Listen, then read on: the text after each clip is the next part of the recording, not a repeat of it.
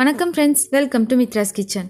இன்றைக்கி நம்மளுடைய மித்ராஸ் கிச்சனில் ஒரு சூப்பரான ஸ்நாக்ஸ் ரெசிபி பார்க்க போகிறோம். ரொம்பவும் டேஸ்டான, ரொம்பவும் மொறுமொறுப்பான வாழைப்பூ வடை. இது வந்து குழந்தைங்க விரும்பி சாப்பிடக்கூடிய ஒரு ஸ்நாக். வாங்க எப்படி பண்ணுறதுன்னு பார்க்கலாம். இன்றைக்கி நம்மளுடைய வீடியோவில் பார்க்க போகிற விஷயம் வந்து வாழைப்பூ. வாழைப்பழத்தில் எந்த அளவுக்கு சத்து இருக்கோ அதே அளவுக்கு வாழைப்பூலையும் தண்டுலேயும் மருத்துவ குணங்கள் இருக்குது. வாழைப்பூ சாப்பிட்டு வந்தால் அல்சர் குணமாகிறது மட்டும் இல்லாமல் இன்னும் பல நன்மைகள் இருக்குது. அதனுடைய ஒரு சில தொகுப்பு தான் இது. அதுக்கு முன்னாடி நம்ம சேனலை சப்ஸ்கிரைப் பண்ணலன்னா மறக்காமல் சப்ஸ்கிரைப் பண்ணுங்கள். பக்கத்தில் இருக்க பெல் ஐக்கானை ப்ரெஸ் பண்ணுங்கள். இப்போ செய்ய ஆரம்பிக்கலாம். ஃபஸ்ட்டு 250 கிராம் கடலைப்பருப்பை 1 மணி நேரம் தண்ணியில் ஊற வச்சு நம்ம எடுத்துக்கலாம். நம்ம பருப்பு அரைக்கிறதுக்கு முன்னாடி வாழைப்பூ வந்து க்ளீன் பண்ணி வச்சுக்கலாம். 250 கிராம் கடலைப்பருப்புக்கு இந்த வாழைப்பூலேருந்து 4லேருந்து 5 லேயர் வரைக்குமே போதும். நிறைய போட்டோம் அப்படின்னா கசப்பு தன்மை வந்துடும். நம்ம வாழைப்பூலேருந்து ஒரு லேயர் பிரித்தா அந்த லேயர் வந்து ஈஸியாகவே வந்துடும். அதுக்கப்புறமா அதிலேருந்து பூ மட்டும் எடுத்து நம்ம க்ளீன் பண்ணிக்கலாம். நம்ம இதிலேருந்து ஒரு பூ மட்டும் எடுத்து அதில் இருக்க காம்பும் இலை மட்டும் தனியாக பிரித்து எடுத்துட்டு மோர் தண்ணியில் போட்டு வச்சோம் அப்படின்னா பூ கருப்பாகாமல் இருக்கும். ஒரு சில பூவில் அந்த இலை வந்து 2 கூட இருக்கும். நம்ம பார்த்து தனியாக பிரித்து எடுத்துக்கலாம். நம்ம அதோடு சேர்த்தோம் அப்படின்னா நம்ம வடை வந்து கொஞ்சம் கசப்பு தன்மை இருக்கும். நம்ம மோர் தண்ணிக்கு பதிலாக நம்ம அரிசி கழுவின தண்ணியிலையும் போட்டு வைக்கலாம். அதுவுமே கருப்பாகாமல் இருக்கும். இப்போ இதே மாதிரி எல்லா பூவையும் தனியாக பிரித்து எடுத்து நம்ம மோரில் போட்டு வச்சுக்கலாம்.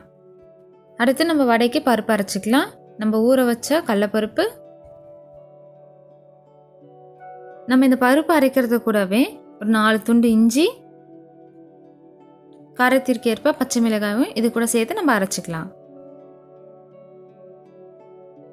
அடுத்து நம்ம அரைச்ச அந்த பருப்பு கூட ஒரு பெரிய சைஸ் வெங்காயத்தை நல்லா பொடிசாக கட் பண்ணி சேர்த்துக்கலாம். அடுத்து நம்ம வாழைப்பூ சேர்க்க போகிறோம். அதுக்கு இந்த வாழைப்பூ வந்து நல்லா பொடிசாக கட் பண்ணிக்கலாம். நம்ம கட் பண்ணுறதுக்கு முன்னாடி நம்ம இந்த வாழைப்பூ எல்லாத்தையும் நம்ம மோரில் போட்டு வச்சுருந்தோம் இல்லைங்களா, அதனால் தண்ணியில் நல்லா அலசிட்டு அதுக்கப்புறமா கட் பண்ணிக்கலாம். இதிலேருந்து இந்த காம்பு மட்டும் நம்ம போட வேணாம். இப்போ நம்ம இந்த வாழைப்பூ எல்லாத்தையும் கட் பண்ணிவிட்டு நம்ம மாவில் சேர்த்துக்கலாம். அடுத்து கொஞ்சமாக கருவேப்பிலையை கட் பண்ணி சேர்த்துக்கலாம். கொஞ்சமாக கொத்தமல்லி, அடுத்து 5 பல் பூண்டை நல்லா தோலோடு இடித்து சேர்த்துக்கலாம்.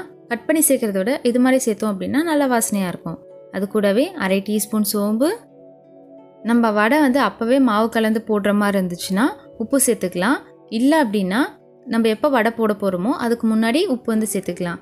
ஏன் அப்படின்னா உப்புலேருந்து கொஞ்சம் தண்ணி விடும், மாவு வந்து தளதளன்னு ஆகிடும், உருண்டை பிடிக்க வராது. அதுக்கப்புறமா இதுலேருந்து எல்லா மாவையும் நல்லா கலந்து விட்டுட்டு நம்ம இதுலேருந்து கொஞ்சம் மாவு மட்டும் எடுத்து நம்ம உருண்டை பிடிச்சிக்கலாம்.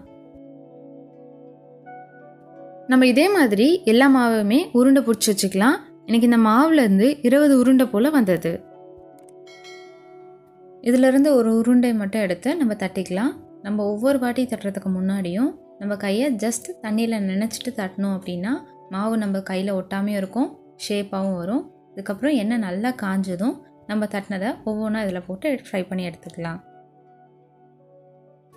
நம்ம ஒவ்வொன்றும் போடும்போதும் ஒரு 10 செகண்ட் கேப் விட்டுட்டு போட்டோம் அப்படின்னா ஒன்றுக்கு ஒன்று ஒட்டாமல் தனித்தனியாகவே வரும். இந்த வடை வந்து கொஞ்சம் கலர் மாறினதும் 2 சைடும் திருப்பி விட்டுட்டு நம்ம ஃப்ரை பண்ணி எடுத்துக்கலாம். இது ஃப்ரை ஆக 3லேருந்து 5 நிமிஷம் போல் நமக்கு டைம் எடுக்கும்.